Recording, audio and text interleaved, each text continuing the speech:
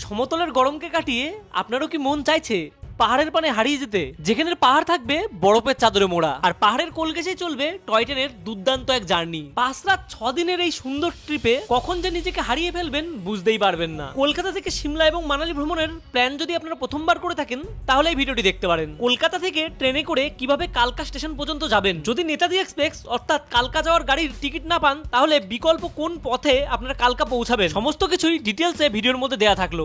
হাওড়া থেকে কালকা যাওয়ার জন্য একটা ট্রেনই রয়েছে, নেতাজি এক্সপ্রেস 12311, যেটা 29 ঘন্টা জার্নির পর পৌঁছে দেবে আপনাকে কালকা স্টেশনে। কিন্তু এই ট্রেনের যে টিকিটটা রয়েছে সেটা কিন্তু অ্যাভেলেবেল নাও হতে পারে। অনেকদিন ধরে এই প্ল্যান করেছিলাম, আজ এতদিন পরে প্ল্যানটা সার্থক হতে চলেছে।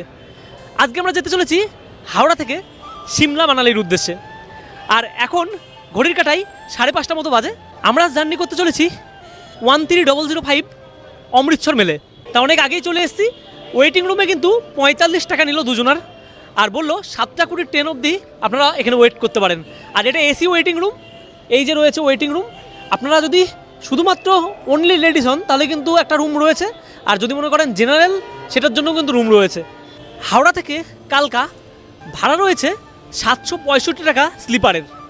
আর আপনারা যদি মনে করেন 3A কোচের কাটবেন তাহলে কিন্তু প্রাইসটা অনেকটা বাড়বে। আর এগুলো আপনাদের নিজের মতন করে আপনারা দেখে নিতে পারেন। স্ক্রিনে অবশ্যই সমস্ত ভাড়ার লিস্ট আপনাদের দিয়ে দেবো। আপনারাও যদি সিমলা মানালির উদ্দেশ্যে প্ল্যান করেন তাহলে এই ভুলগুলো কিন্তু কখনোই করবেন না। ঘড়ির কাঁটায় এখন 7টা বাজে, আর আমরা এখন লিফট করে যাচ্ছি নিচের দিকে। ট্রেনটা কিন্তু দিয়ে দিয়েছে 9 নাম্বার প্ল্যাটফর্মে। আমি এখন রয়েছি 9 নাম্বার প্ল্যাটফর্মের সামনে। আর ট্রেন দেখতে পাচ্ছেন 13005 ট্রেনটা কিন্তু দিয়ে দিয়েছে। আর উপরে যে কোথায় কোন কোচ পড়বে সেটা কিন্তু দেখাচ্ছে। ট্রেনের ভিতর কোচ কিন্তু অনেক রকম রয়েছে, কেমন কি রয়েছে আপনাদের স্ক্রিনে কিন্তু আমি দিয়ে দিচ্ছি, আপনারা অবশ্যই দেখতে পারেন। তা এসএলআর কোথায় রয়েছে আর জেনারেল কোথায় রয়েছে সমস্ত কিছু। অমৃতসর মেল আধা ঘন্টা আগে কিন্তু চলে এসছে, আর আমরা এখন কোচ কোনটা পড়েছে সেটা খুঁজবো। তাই এখানে IRCTC-র যে অ্যাপ রয়েছে সেটাই কাজ করছে না, নেটওয়ার্ক ইস্যু দেখাচ্ছে। তার জন্য কিন্তু এই যে আমার ওয়াইফ এখন দেখছে কোনটা B1 দিয়েছে। চলো, লাগেজটা কিন্তু হয়ে গেছে বড়, আর এই লাগেজ কিন্তু আস্তে আস্তে এই যে আমার ওয়াইফ সেটা কিন্তু ভিতরে রাখছে। আর আমাদের এই যে উপরের দুটো সিট রয়েছে সেই সিট দুটো, আর যেই ট্রেনে আমরা জার্নি করছি এই রয়েছে ট্রেনের ওয়াশরুম। আর ওয়াশরুমটা একটু ভালো করে দেখাই আপনাদের। এদিকে রয়েছে কোমোট, আর এটা কিন্তু দেখাতেই হবে কারণ একদিনের পুরো জার্নি, কালকে সকালেও আমরা নামছি না, তারপরে কিন্তু পরের দিন ভোরে নামবো। বেসিন রয়েছে, এদিকে কল, আর এখানে দেখতে পাচ্ছেন হ্যান্ড ওয়াশ দেওয়া। মিরর রয়েছে, বাথরুমে মিররটা চকচকে দিয়েছে, বাদ বাকিগুলো অতটাও জুতেন না। এইদিকে রয়েছে আর একটা টয়লেট, তাই এটা একটু দেখায় আপনাদের কেমন কি কন্ডিশন রয়েছে। ও আছে কেউ, হ্যাঁ লক করবেন তো। বাথরুম খুলে দেখাতে গিয়েছি, ভিতরে একজন ছিল, তা লকটা তো করবে। আর এখানে লেখা রয়েছে 3 tier AC, Howrah to Amritsar. যদিও বা আমরা অমৃতসর কিন্তু যাচ্ছি না, আমরা আম্বালা ক্যান্টনমেন্টে নেমে যাব। আমরা প্রথমে যেটা বলছিলাম যে ভুলটা আপনারা করবেন না, আমরা কিন্তু টিকিট পাইনি, অনেক আগে কাটিনি বলে। আর আমরা এখান থেকে অমৃতসরের টিকিটই কেটেছি, তারপরে কিন্তু নেমে যাব আম্বালা ক্যান্টনমেন্টে। তাহলে কতগুলো স্টেশন ডিফারেন্স হলো, সেই জন্য কিন্তু ভাড়াটা আমাদের অনেকটা বেশি লেগেছে, প্রায় 200 টাকা পার হেড বেশি চলে গেছে। আপনারা কিন্তু 1 মাস হাতে টাইম রেখে টিকিটটা অবশ্যই কাটবেন যাতে টিকিটগুলো কনফার্ম হয়ে যায়। আর আপনারা কিন্তু এই যে ট্রেনটা রয়েছে এই ট্রেনটা স্কিপ করে আপনারা যদি পারেন নেতাজি এক্সপ্রেসে যাওয়ার চেষ্টা করবেন, কারণ সেই ট্রেনটা কালকা একদম ডিরেক্ট চলে যাবে। আর এটা কিন্তু আম্বালা ক্যান্টনমেন্টে নামবে, তারপরে কিন্তু আমরা গাড়ি করে যাব, কারণ আমরা পাইনি ট্রেনের টিকিট, আর অনেকেই পায় না এরকম ট্রেনের টিকিট। তার জন্য কিন্তু অনেকেই আম্বালা ক্যান্টনমেন্টে নামে, আর সেখান থেকে নামার পর একটা গাড়ি ধরবো, তারপর চলে যাব সেখান থেকে কালকা। আর আপনারা ট্রেন ধরলে একবারে ডিরেক্ট কালকা পৌঁছে যেতে পারবেন। আর মাত্র 5 মিনিট তারপরে কিন্তু ট্রেনটা ছাড়বে। ঘড়ির কাঁটায় 7:20, আর ট্রেনটা কিন্তু আমাদের ছেড়ে দিল হাওড়া স্টেশন থেকে। ট্রেন কিন্তু 9 নাম্বার প্ল্যাটফর্ম থেকে ছাড়লো। আমরা যেসব এক্সপ্রেস ট্রেনগুলো যাই বেশিরভাগই কিন্তু 17, 18 এইগুলোর থেকেই যাই, কিন্তু এই ট্রেনটা দেখতে পাচ্ছি 9 নাম্বার থেকে ছাড়ছে। আর মেল ট্রেন মানে টাইমিংটা অনেকটা মেনটেন করবে, এটাই আশা রাখছি, কারণ মেল পৌঁছানোর ব্যাপার থাকে। দার্জিলিং মেল যেমন রয়েছে, এইটা হলো অমৃতসর মেল। তা দেখি কেমন কি টাইম মেনটেন করে। এই রয়েছে হাওড়া, আর আমরা কিন্তু এখন হাওড়া থেকে বেরিয়ে পড়লাম। এরপর যে স্টেশনটা রয়েছে বর্ধমান জংশন। এখন ঘড়ির কাঁটায় 8টা মতো বাজে, আর আমরা কিন্তু উপরে উঠে পড়লাম। আর নিচে এই যে সবাই খাওয়া দাওয়া করছে। বসে থাকা খুব কষ্টের, মানে হাইটে আরও ছোট হতে হবে, বাচ্চা হলে ঠিক হয়। হাওড়া থেকে কালকা পর্যন্ত 1712 কিলোমিটার, যে পথটি আপনারা অতিক্রম করতে পারবেন যদি নেতাজি এক্সপ্রেসে আসেন। আর আমরা যেহেতু সেটা পাইনি, আমরা এখন যাচ্ছি অমৃতসর মেলে। আর অমৃতসর মেলে 1660 কিলোমিটার আমরা জার্নি করার পর আমরা কিন্তু নেমে যাব আম্বালা ক্যান্টনমেন্ট জংশনে। আর সেখান থেকে কিন্তু গাড়ি ধরে আমাদের যে ডেস্টিনেশন রয়েছে সেটা কিন্তু কালকাই হবে, কারণ কালকা থেকে টয় ট্রেন রয়েছে। আর আপনারা যদি মনে করেন টয় ট্রেনে করে আসবেন, তাহলে কিন্তু 1 মাস আগে যখন ট্রেনের টিকিটটা কাটছেন তখন কিন্তু টয় ট্রেনটাকেও খোঁজ করবেন, কারণ টয় ট্রেনের টিকিটও কিন্তু অ্যাভেলেবেল থাকে না। আর অবশ্যই আগে থেকে কাটলে আই থিঙ্ক ভালোভাবে আপনারা জার্নিটা করতে পারবেন। আমরা কিন্তু বাড়ি থেকেই খাবার দাবার এনেছি, তা বিট গাজরের তরকারি রয়েছে, আর এদিকে রয়েছে রুটি। ভাবছিলাম এখান থেকে অর্ডার দেবো, তা ভাবলাম যে বাড়ি থেকে আনাটাই ভালো হবে। তা কালকে সারাদিন কিন্তু আমাদের ট্রেনের ভিতরে জার্নি করতে হবে, তাই এখান থেকেই খাওয়া দাওয়া করবো। তা আপাতত একদিন বাড়ি থেকে নিয়ে আসলাম। যদি ঠিক এইভাবে খাওয়া দাওয়া করি কোনো কিন্তু অসুবিধা হচ্ছে না, কিন্তু মাথা যদি সোজা করতে যাচ্ছি তখন কিন্তু বেঁধে যাচ্ছে। আর এসির উইন্ডোগুলো সব কিন্তু এই উপরের দিকে, মানে হাওয়াটা পুরোপুরি লাগছে। তা আপনারা যদি মনে করেন ভালোভাবে জার্নি করবেন তাহলে কিন্তু সাইড আপার বা লোয়ার নেওয়ার চেষ্টা করবেন। আমাদের যদিও বা আর এসি ছিল, তার জন্য কিন্তু কনফার্ম হয়ে দুটো আপার হয়েছে। 5টা রাজ্য পার করে আমরা যেতে চলেছি সিমলার উদ্দেশ্যে। তাই তো ভেবেছিলাম হোটেল বুকিং, কার বুকিং এগুলো নিয়ে মাথায় বেশি ঝঞ্ঝাট রাখবো না। আপনারা চাইলে ওইখানে গিয়েও কিন্তু এগুলো বুকিং করতে পারেন, কিন্তু আমরা যেহেতু প্রথমবার যাচ্ছি তাই বিশ্বস্ত একটা ট্রাভেলার নাম শুনেছিলাম, হেরিটেজ ট্রাভেল দ্বারাই সবকিছু বুকিং করে নিয়েছি, তারাই সমস্ত কিছু আমাদের ঘুরিয়ে দেখাবে। রাতে 1 ঘুম দেওয়ার পর সকালবেলার যখন সূর্যটা উদয় হচ্ছে এতটা সুন্দর লাগছিল দেখতে। এরপরেই কিন্তু আসছে কাশী, তারপরেই বারাণসী। তার 2 মিনিট এখানে স্টপ দেবে।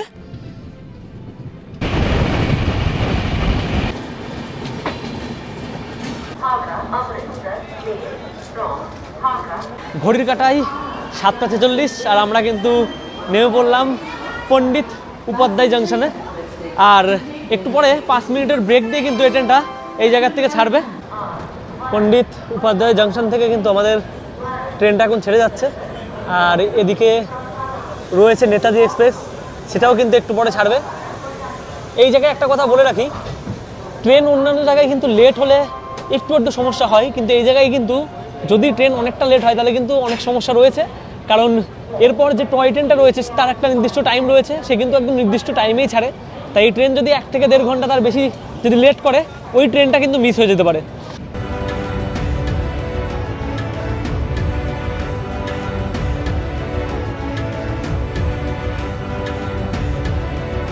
আমি এখন রয়েছি কাশী স্টেশনে, আর পিছনে দেখতে পাচ্ছেন স্টেশনের নামটা লেখা রয়েছে। প্ল্যাটফর্মগুলো কিন্তু মনে হচ্ছে ট্রেনকে পুরোপুরি নিতে পারছে না, কারণ ট্রেনের কিছু কম্পার্টমেন্ট দেখছি প্ল্যাটফর্ম ছাড়িয়ে চলে গেছে।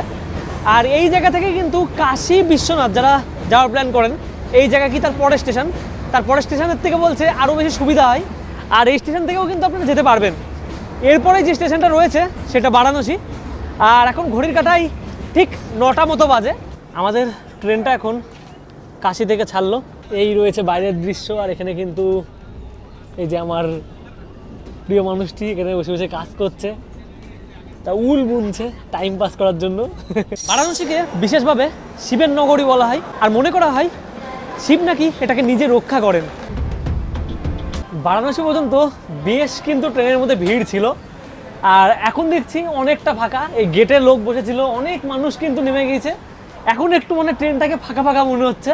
ট্রেনের সিটে যে মানুষগুলো রয়েছে সেই মানুষগুলো ছাড়া আদার্স খুব মানুষ একটু নেই। সবাই কিন্তু কাশী এবং বারাণসীতে নেমে যায়, তারপরে কিন্তু ট্রেনের ভিড়টা অনেকটাই কমে যায়। এরপরে যে মানুষগুলো রয়েছে বেশিরভাগই অমৃতসর যাবে, আর অমৃতসর যাওয়ার আগেই কিন্তু ভোরবেলায় আমরা নেমে যাব আমাদের ডেস্টিনেশনের দিকে। অবশেষে বারাণসী থেকে আমরা বেরোচ্ছি। ইতিমধ্যেই আমরা জার্নি করে ফেলেছি 759 কিলোমিটার, আর আমাদের কিন্তু পুরো জার্নিটা আছে 1660 কিলোমিটার। এরপরে যে স্টেশনটা রয়েছে ভাদোহী, তাই এটার ডিস্টেন্সটা বারাণসী থেকে অনেকটা দূর রয়েছে। এরপর কিন্তু নেক্সট যে স্টপেজটা থাকবে সেটা অনেকটা সময় পরে কিন্তু আমরা পৌঁছাবো। সকাল সকাল 1 কাপ কফি। হ্যাঁ,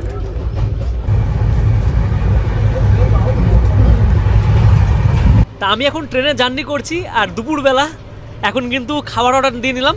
আর এটা রয়েছে ভেজ থালি। ভেজ থালিতে আমরা কি কি পাচ্ছি সেটা একটু দেখাই। এখানে রয়েছে চিকেন চালের রাইস, তার সাথে কিন্তু একটা চাটনি দেওয়া রয়েছে, পিকেল।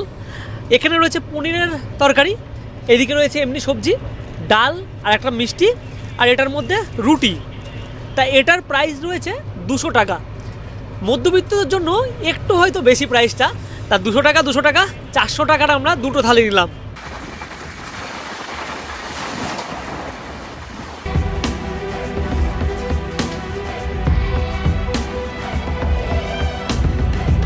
হাজার 60 কিলোমিটার জার্নির পর আমরা কিন্তু পৌঁছে গেলাম উত্তরপ্রদেশের গোমতী নদীর তীরে অবস্থিত নবাবের শহর লখনৌতে। এখন রয়েছি লখনৌতে, আর লখনৌ স্টেশনে ট্রেনটা দাঁড়াবে মাত্র 10 মিনিট। প্রচুর ভিড় কিন্তু রয়েছে, আর এখানে দেখার মতো বড় ইমামবাড়া, ছোট ইমামবাড়া, আরও অনেক কিছু রয়েছে। আর লখনৌর সবচেয়ে প্রিয় খাবার লখনৌ বিরিয়ানি। এখান থেকে কিন্তু অনেক মানুষ ওঠে, কারণ ইউপি উত্তরপ্রদেশের রাজধানী লখনৌ। আর 18 শতক থেকে কিন্তু নবাবদের রাজধানী ছিল এটা। আমাদের যে ট্রেনটি রয়েছে সেটার 3:20-তে এখানে পৌঁছানোর কথা ছিল, কিন্তু এখন ঘড়ির কাঁটায় 3:17। মাঝখানের যে ডিস্টেন্সটা রয়েছে সেই ডিস্টেন্সে কিন্তু পুরোপুরি টান দিয়ে কভার করে দিয়েছে।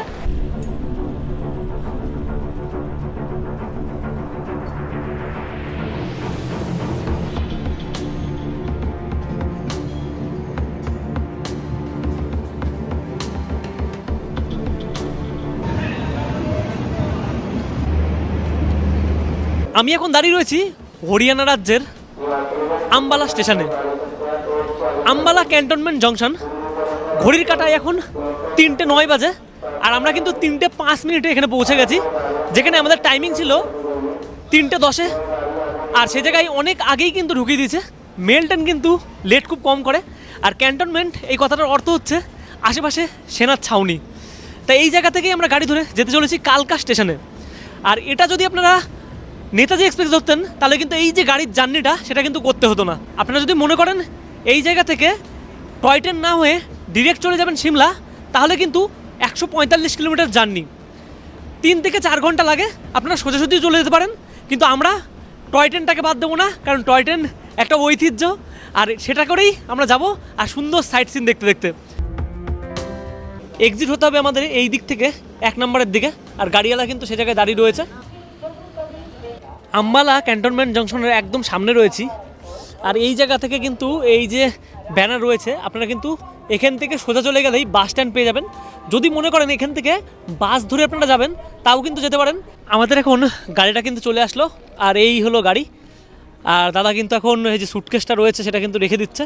তা এখন এই জায়গা থেকে গাড়ি ধরছি, আর টাইম লাগবে 2 ঘন্টা।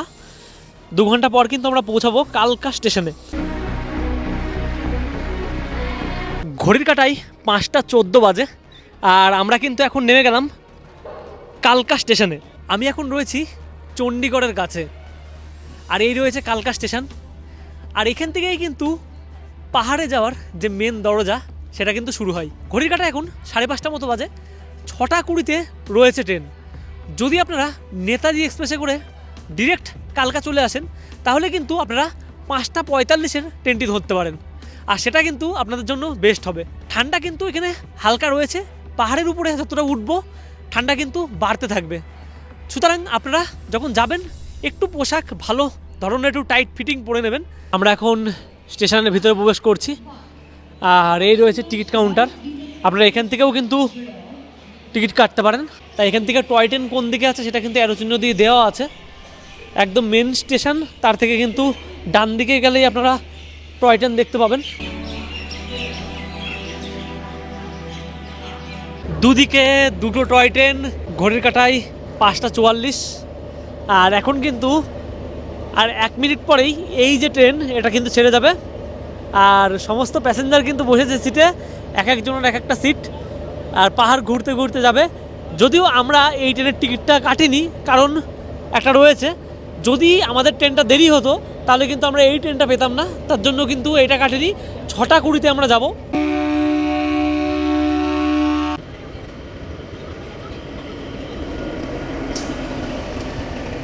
আমরা এখন এই যে ট্রেন রয়েছে সেখানে কিন্তু উঠছি, আর এখানে রয়েছে DB1। তা এই যে কম্পার্টমেন্ট নাম্বার লেখা রয়েছে এগুলো কিন্তু টিকিটে দেওয়া থাকবে, আপনারা কিন্তু এগুলো দেখে নেবেন। যদিও জেনারেল যেটা রয়েছে, জেনারেলে যাত্রা করা সবথেকে ভালো, কারণ জেনারেলে যদি যাত্রা করেন তাহলে কিন্তু দুটো গেট পাবেন আপনারা, আর দুটো গেট পেলে কিন্তু দুটো গেট থেকেই আপনারা বেরিয়ে এদিক ওদিক করতে পারবেন। কিন্তু একটা যদি গেট থাকে, একটা গেটে কিন্তু একটু সমস্যা হয়। আমরা যে টিকিটটা কেটেছি সেটার ভাড়া রয়েছে 130 টাকা, আর সিট কিন্তু পরপর দুজনের রয়েছে। আর যদি মনে করেন আপনারা 65 টাকার টিকিট কাটবেন, সেটা কিন্তু জেনারেলে রয়েছে, সেটাতেও কোনো অসুবিধা নেই, কিন্তু ভিড়টা একটু বেশি আর উইন্ডোগুলো ছোট ছোট। আর আমরা যে কামরাটায় বসেছি সেটার উইন্ডোটা কিন্তু অনেকটা বড়, আর আপনারা কিন্তু ভিডিও খুব ভালোভাবে করতে পারবেন পাহাড়ের। আমাদের ট্রেনটি 6টা বেজে 20 মিনিটে ছাড়বে, আর এই রয়েছে সিটিং ক্যাপাসিটি। আর আমাদের সঙ্গে যে মানুষগুলো রয়েছে দেখতে পাচ্ছেন, সবাই কিন্তু সিটে বসে, একজনও দাঁড়িয়ে নেই। দুপাশ দিয়ে সিট রয়েছে, দরজা রয়েছে সামনের দিকে, এইদিকে একটা আর ঠিক এই পাশে একটা। যদিও জানালাগুলোর ক্যাপাসিটি কিন্তু খুব ভালো রয়েছে, কারণ জানালা দিয়ে কিন্তু খুব সুন্দরভাবে আপনারা মুখ বের করে কিন্তু বাইরের যে ভিউটা রয়েছে সেটা কিন্তু দেখতে পারবেন। যদি আপনারা মনে করেন অন্য টিকিট কাটবেন 65 টাকার, সেটা কিন্তু এটা রয়েছে। একটু আপনাদের দেখাই সিটিং ক্যাপাসিটি কেমন। এখানে কিন্তু এরকম সিটিং ক্যাপাসিটি রয়েছে, আর জানালাগুলো অনেকটা ছোট ছোট রয়েছে, মানে পুরোপুরি যে মন খুলে আপনারা মুখ বের করবেন সেটা কিন্তু পারবেন না। ঘড়ির কাঁটায় 6টা 20, আর আমরা কিন্তু এই ট্রেন জার্নি করে পৌঁছাবো 11টা 50 মিনিটে। তার সবচেয়ে বড় যে প্রশ্নটা ছিল সেটা, এতদূর জার্নি করব ওয়াশরুম রয়েছে কিনা। তার ট্রেনে কিন্তু ভিতরে দেখালাম সিটিং ক্যাপাসিটি কেমন রয়েছে, তার পাশাপাশি কিন্তু অ্যাটাচ ওয়াশরুম রয়েছে। আর ওয়াশরুমের কন্ডিশন কেমন রয়েছে একটু দেখাই আপনাদের। এই রয়েছে ওয়াশরুমের কন্ডিশন, বেসিন রয়েছে, একটা কোমোড রয়েছে, আর স্পেস ছোট কিন্তু বেশ পরিষ্কার ওয়াশরুম। আর যদি আপনাদের বলি যে লাগেজ কোথায় থবেন, লাগেজ কিন্তু এই যে সিট রয়েছে, সিটের একদম লাস্ট দিকে কিন্তু লাগেজ সবাই থুয়ে দিয়েছে, বড় বড় ট্রলি। তা অনেকের লাগেজ কিন্তু বড়ই হবে, কারণ সিমলা মানালি ঘুরতে আসলে শীতের অনেক পোশাক থাকে, তার জন্য কিন্তু লাগেজ রাখা ঠিক ওই সাইডটাই রয়েছে। আর যদি মনে করেন চার্জিং পয়েন্ট খুঁজছেন, প্রতিটা সিটের কাছে কিন্তু একটা চার্জিং পয়েন্ট রয়েছে। আর এই যে এখানে আমার ওয়াইফ বসে আছে, চার্জ দিয়ে দিয়েছে। ফোনে চার্জ নেই, ফোনে চার্জ থাকবেও না তোমার।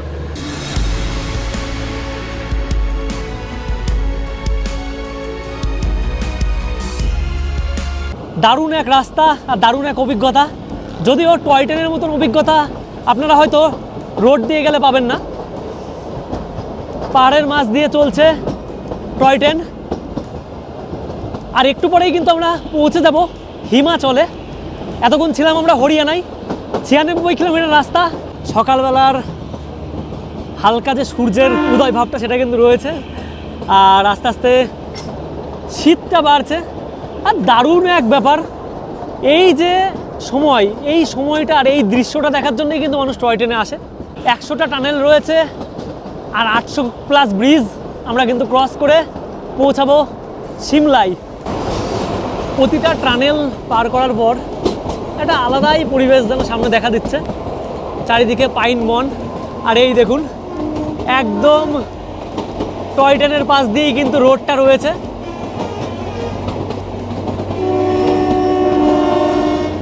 বাইদা কারে আসলেও কিন্তু আপনারা ভালো মতন দেখতে পারবেন, কিন্তু টয় ট্রেনে কিন্তু একটা আলাদাই দৃশ্য। যদি সিমলা মানালির প্ল্যান করে থাকেন তাহলে কিন্তু টয় ট্রেনটাকে মিস করা যাবে না। দারুণ এক জার্নি, যেই জার্নিতে আপনারা পাহাড়ের মধ্যে দিয়ে প্রবেশ করবেন। আর শীতটা কিন্তু একটু একটু করে বাড়ছে, কারণ যত মাথার উপরে যাব তত কিন্তু শীত বাড়বে। সূর্যটা আজকে উঠবে কিনা ঠিক নেই।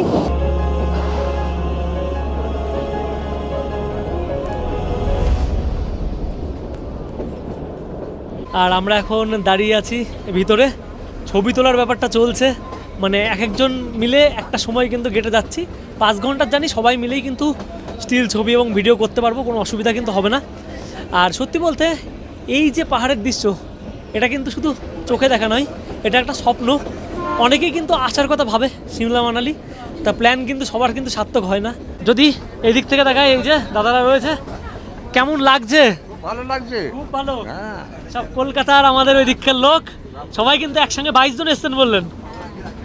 10 জন এসছেন। সে বড় জিনিস এই যে সকালটা হলো, এই যে কম্পার্টমেন্টটা রয়েছে উপরে কিন্তু পুরো ভিজিবল রয়েছে, মানে অন্ধকার ব্যাপারটা নেই, চারিপাশটাই খোলামেলা। কেসা লাগ রা হ্যায়? बहुत अच्छा लग रहा है बहुत ही बढ़िया। आप लोग कहाँ से आ रहे हैं? हम उज्जैन महाकाल की नगरी से हैं। মহাকাল কে নগরী সে। আমাদের গন্তব্যের প্রথম স্টেশন এখন এই জায়গায় দাঁড়িয়ে রয়েছে। আর এর আগে যে শিবালিক যে ট্রেনটা গেল সেটা কিন্তু 7টা স্টপেজ কিন্তু দেবে। আর আমাদের এই যে ট্রেনটা রয়েছে এটা কিন্তু কটা দেবে? 11টা। তাতে কেমন লাগছে? দারুণ লাগছে। যাক, আশা সার্থক। তাও এখনো সূর্যটা তো ওঠেনি, তাহলে তো আরও বেশি সুন্দর লাগবে। লেখা রয়েছে ধরমপুর হিমাচল। হিমাচল প্রদেশের মধ্যে আমরা প্রবেশ করছি। প্রথম স্টপেজ কিন্তু এটা দিয়েছে। আমাদের গন্তব্যস্থলের দ্বিতীয় স্টপেজে কিন্তু দাঁড়িয়ে রয়েছি। আর এখানে কিন্তু 1 মিনিট স্টপ দেবে। আর এরপরে যে স্টেশনগুলো রয়েছে সেখানে কিন্তু কিছু খাওয়ার দাওয়ারের দোকানও রয়েছে। তা এত বড় জার্নিতে আপনারা যদি মনে করেন কিছু খাওয়া দাওয়া করবেন সেখানে কিন্তু নেমে করতে পারেন, কোনো অসুবিধা নেই। আমাদের গন্তব্যের তৃতীয় স্টেশন, আর এখানে দাঁড়িয়ে রয়েছি। এখান থেকে কিন্তু খাওয়ার বিক্রি হচ্ছে, যে দাদা খাওয়ার বিক্রি করছে। তো এখান থেকে আপনারা চাইলে কিন্তু এরকম খাওয়ার কিন্তু নিতে পারেন। আর খুব সুন্দর সুন্দর ছবি তোলার জায়গা রয়েছে। আর স্টেশনটার নাম দেখতে পাচ্ছেন বারং। मैगी কত করে দাদা? मैगी मैगी कितना करके है? 50 का 50 का सभी का 50 करके? हाँ एक सर? मैगी एक मैगी ओ अरे सिंगाड़ा है, समोसा 30 का दो 30 का 2। 30 का दो वहाँ भी তো यही এখানে समोसे গরম গরম চা আর জল সব কিছুই পাবেন। वहाँ भी यही है। এরকম খাওয়া দাওয়া কিন্তু পাহাড়ের কোণে দাঁড়িয়ে আপনারা করতেই পারেন। সব গরম গরম খাওয়া, চকলেট রয়েছে, তার সাথে কোল্ড ড্রিঙ্কস, প্রচুর খাবার কিন্তু চারিদিকে থাকে পাহাড়ি অঞ্চলে। কিন্তু আমার ফেভারিট সেটা হচ্ছে ম্যাগি। ম্যাগিটা দিয়েই কিন্তু সবসময় দিনটা চালু শুরু করি, কিন্তু এই মুহূর্তে কিছু খেতে ইচ্ছা করছে না। আর এরপরে স্টেশন রয়েছে, এরপরে স্টেশনটাও হয়তো এর থেকেও সুন্দর। এই স্টেশনটার থেকেই কিন্তু অনেকে খাওয়া দাওয়া করলো, তারপর কিন্তু আমরা বরং থেকে বেরিয়ে যাচ্ছি। দারুণ দারুণ, জাস্ট অসাধারণ। আর এইভাবেই কিন্তু এই যে সিমেন্ট বালি এগুলো কিন্তু এরকমভাবে নিয়ে আসা হয়। আর এটা পাহাড়ি অঞ্চলে। আর এই দেখুন কি দারুণ, পাহাড়ের গা দিয়ে কিন্তু এইভাবে ঘরবাড়ি রয়েছে। আর এটা প্রথম দেখেছিলাম দার্জিলিংয়ে, তারপরে এইভাবে দেখতে পারবো কখনো ভাবিনি। ভাই টয় ট্রেনে না আসলে কিন্তু এই দৃশ্যগুলো কিন্তু দেখা যাবে না।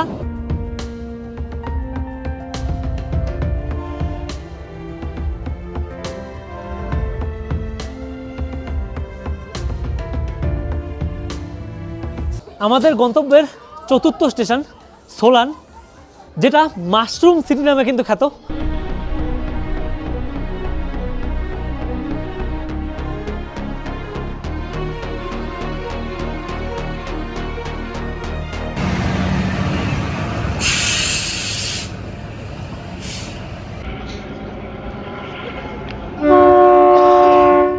ঘড়ির কাটায় 12:15, আর আমরা এখন পৌঁছালাম হিমাচল প্রদেশের সেই পাহাড়ের রানী সিমলাই।